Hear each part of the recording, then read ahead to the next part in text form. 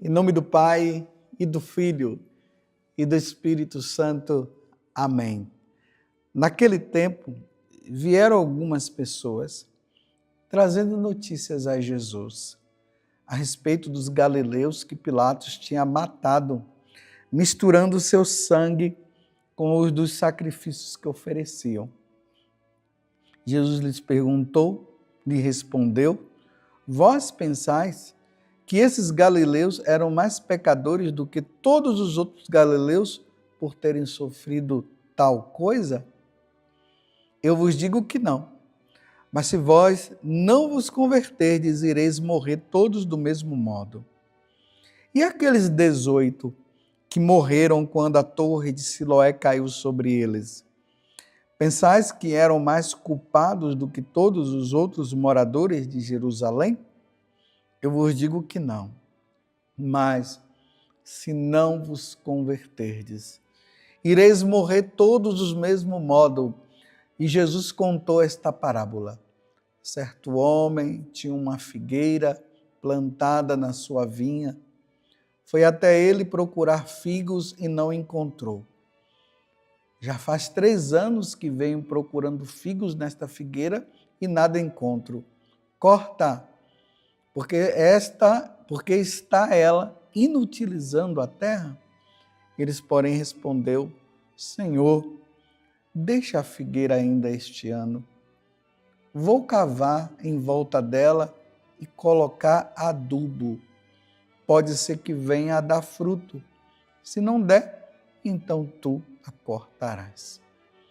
Palavra da salvação. Glória a vós, Senhor.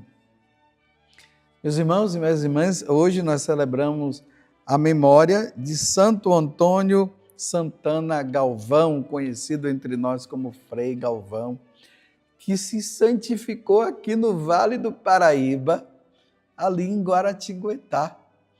Imagina, nós temos um santo canonizado aqui no Brasil, que se santificou aqui nesta região. Santo Antônio, o Frei Galvão, daquelas pílulas que são feitas pelas irmãs da Imaculada Conceição, que eram as irmãs que cuidavam, que estavam ali também com o Frei Galvão. Aquelas pílulas que muitas pessoas foram e são curadas.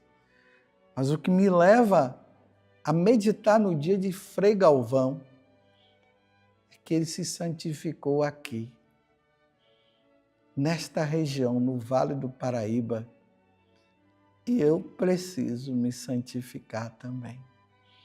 Eu preciso ser santo como Frei Galvão foi santo. Que Deus me conceda e conceda a você, quer seja morando no Vale do Paraíba ou em qualquer vale deste imenso mundo, que você se torne santo também. Que Santo Antônio de Santana Galvão interceda por cada um de nós. E aí que eu me volto para o Evangelho de hoje. Lucas capítulo 13, do versículo 1 até o 9. Vocês viram as notícias que estavam chegando para o povo? Uma torre que caiu e matou algumas pessoas. Pilatos que matou algumas pessoas e ainda ofereceram o sacrifício, ou melhor, pegaram o sangue dessas pessoas e misturaram com o sangue do sacrifício. Que notícias que não eram boas. E aí Jesus, ele alerta, no caso aqui, a respeito dessa notícia, dizendo para eles: olha, eu recomendo a vocês se converterem. É preciso mudar de vida. Não fique achando que o fato dessas pessoas terem morrido nessas situações de calamidade significa que vocês sejam melhores do que eles. Não. Porque aqui, meus irmãos, a questão não é morrer na calamidade ou sem calamidade. A questão é morrer, porque todos nós iremos morrer, mas morrermos santos. Morrendo na calamidade, mas na santidade. Morrendo sem calamidade, sem fatalidade, mas santo. É isso que Jesus está falando para nós. Mas essas fatalidades que acontecem no dia a dia, deveria nos levar a tomar consciência de que a morte vai chegar a qualquer momento. Mais uma vez eu digo, com fatalidade, com calamidade. Sem fatalidade ou sem calamidade, mas vai chegar a morte. E aí nós vemos as notícias, o avião que caiu, as notícias mais atualizadas, né?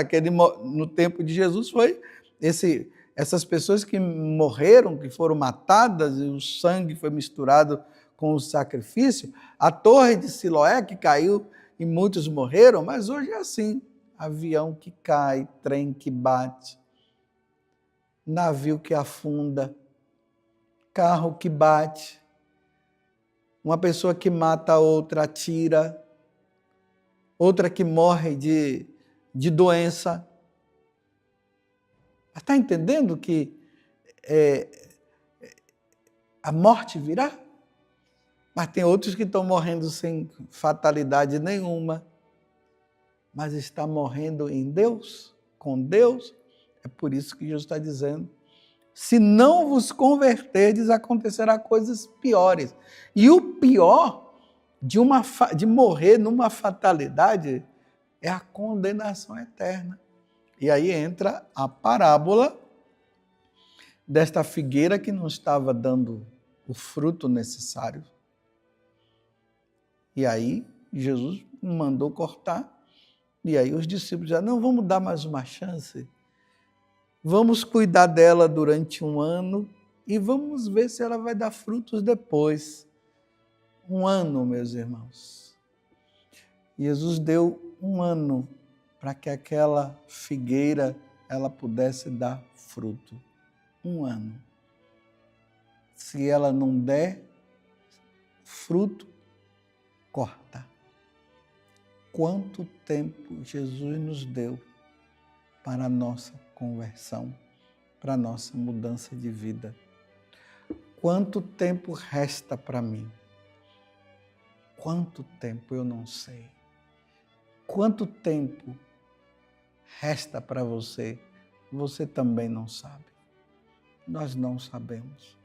Até pessoas que foram designadas pelos médicos, elas foram, mas já se passaram tanto tempo e a pessoa não morreu.